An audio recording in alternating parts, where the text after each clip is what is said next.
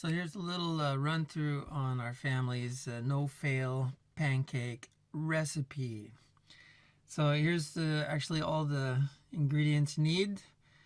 A cup of flour right there. And we need some baking powder. We got an egg, milk, and some sunflower oil. You can use other oil. I tend to like sunflower because I think it's got a real sort of neutralish taste. You wouldn't want to use olive oil, but you could use raps, if you will. That's okay. And we're going to put some bananas in it today, but totally optional there whether you put fruit in the pancakes or not. I got a sifter here, but I don't always sift the flour, but it's not a bad idea.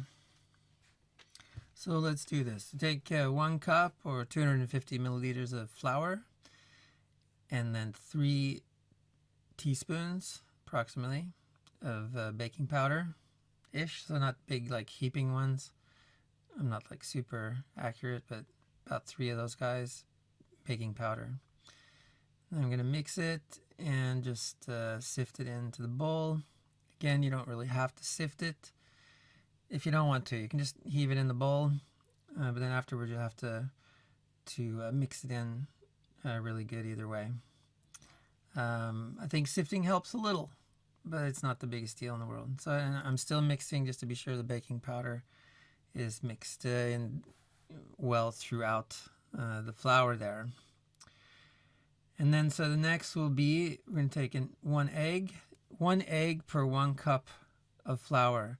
And this recipe can just be expanded up really easily. A shot of oil, about that much. Then I'm going to beat the egg and the oil together first before I put in the milk. Now the idea here is that you're going to have the same amount of liquid when you use an egg and some oil, and then when you add the milk, it'll be the same amount as the amount of flour that you used in the recipe, and that gives you a good ratio of liquid to dry ingredients. And I'm going to add a squeeze of lemon. You could also use just a little bit of vinegar if you didn't have any lemon.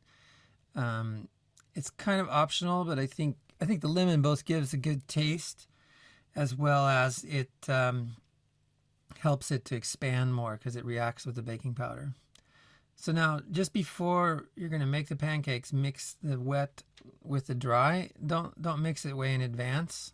Be sure you've kind of heated up the pan that you're going to use before you do this, so it's all ready to go. So you just do this right at the very last. It just takes, a few seconds, so there's no rush. I pay attention that when I mix it, I don't completely mix it smooth. It should be a little chunky, kind of like that, and you see the flour kind of breaking out of those little things. That's actually totally okay. If you mix it completely smooth, you don't get a very good texture. So I've got a nice steel griddle outside that I'm using, but you can use pretty much any pan. It's good with some oil. The oil will help make a nice crispy outside of the pancake, but it's got to be nice and warm. You'll have to play around with your own stove to be sure you get a temperature that's reasonable. It's not supposed to be just nuclear hot, but it should be pretty warm so that the pancake kind of sears as it goes down into the pan. Now I've got plenty of room here, so I'm just going to do them all in one shot, but usually when you use a pan, you're going to have to do several rounds. And so just, look at your results and adjust your heat. That's something I can't really explain in the video. So got all of it out here. And now I'm going to add the bananas. So you just kind of push the bananas into the pancake mix there on the top. If you use other berries, this is when you'd add those in too. If you're using berries like blueberries or raspberries especially, I would recommend using frozen ones and putting them in frozen. because the bananas can take a fair amount of abuse. So when you cook them on the pan, that's just fine. But blueberries and stuff will get a little overdone. I think some people like them like that. That's just your choice. So when you start to see that things are coloring up underneath, you can flip them, and the look there is, I'd say, about right. And just do them and kind of pay attention to the dough and stuff around the edges until it's done. So there you see the bananas have gotten a little browned, and that just tastes great.